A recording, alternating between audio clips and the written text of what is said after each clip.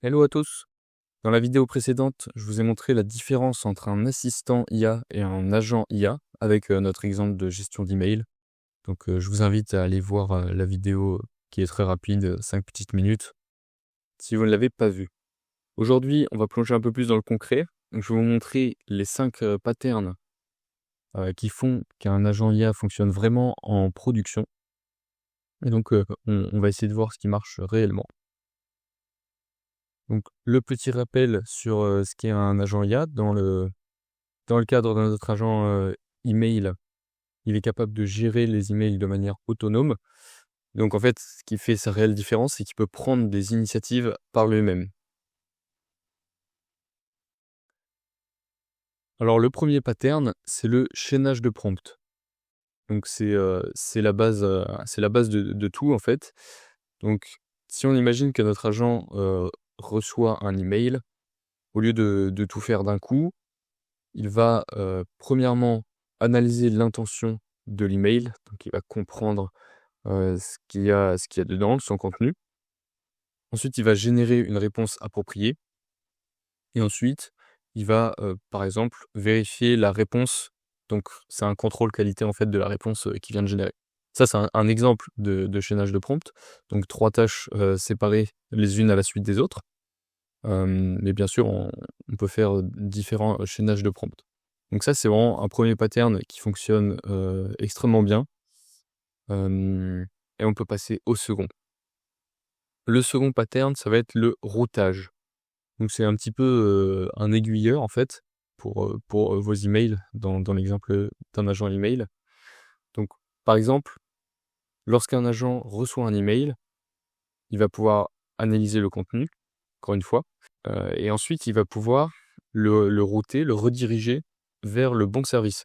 Donc par exemple, si c'est une demande de support, il peut rediriger vers le prompt spécialisé support. Si c'est une demande de rendez-vous, il va router vers l'agent qui gère le calendrier. Si c'est une question simple, il va pouvoir répondre directement, par exemple. Et donc, ce qui est fort, c'est que chaque type d'email, ici en l'occurrence, est traité de manière optimale parce que il est redirigé vers le bon agent. On passe au pattern 3. Donc ça, c'est la parallélisation.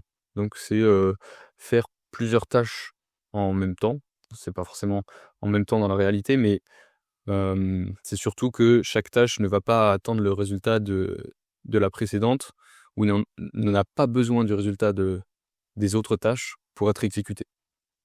Donc là, dans le cadre de notre exemple, on peut avoir une tâche qui va analyser le contenu, une deuxième tâche en parallèle qui va vérifier les spams, et une troisième tâche en parallèle qui va évaluer l'urgence, par exemple.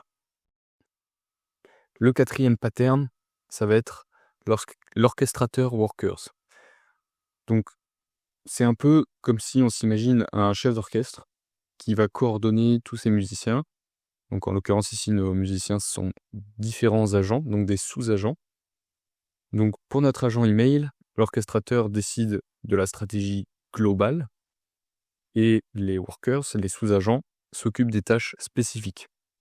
On va par exemple pouvoir avoir un agent spécifique pour la rédaction, un agent pour la vérification et un agent pour la programmation des suivis, par exemple.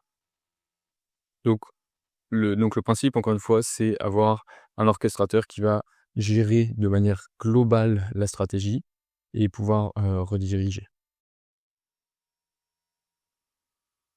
La dernière version, donc le pattern 5, c'est l'évaluateur optimiseur. Donc le but, c'est d'avoir un relecteur permanent, en fait.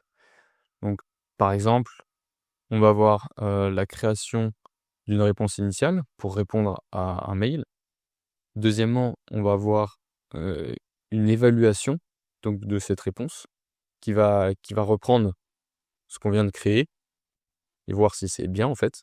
Et ensuite, on va optimiser la réponse si nécessaire. Maintenant, comment est-ce qu'on peut combiner tout ça? Donc en fait, les points clés à retenir, premièrement, c'est de commencer simple. Donc voilà, commencer par le premier pattern, premièrement parce qu'il marche très bien et que déjà c'est le plus simple. Donc le chaînage de prompt, c'est vraiment la base des agents IA, selon moi. Après, dites-moi si vous avez un avis différent. Je suis ouvert à la discussion sur ça. Donc comment c'est simple, voilà, avec le chaînage de prompt. Ensuite, ce qui est important, c'est de tester chaque étape pour voir évidemment s'il y a des blocages dans les processus. Et puis ensuite, on peut ajouter différents patterns, donc on peut aussi les mixer ensemble, par exemple. Donc dites-moi en commentaire quel pattern vous semble le plus utile pour vos projets, ça m'intéresse. Et voilà, vous avez maintenant tous les outils pour créer des agents IA qui fonctionnent vraiment. Donc le secret, c'est de ne pas surcompliquer les choses. Je peux faire référence aussi aux nouveaux Small Agents qui sont sortis sur Hugging Face. Ils réexpliquent encore une fois que la simplicité, c'est vraiment la clé en fait pour les agents. Voilà, pour 2025, c'est vraiment important. Donc il faut commencer petit, tester beaucoup et scaler progressivement. J'espère que cette vidéo vous a plu et a pu vous aider. Et on se retrouve pour d'autres vidéos où on va essayer de créer des agents IA. Donc dites-moi aussi en commentaire quels sont les agents IA que vous voulez que je crée sur cette chaîne.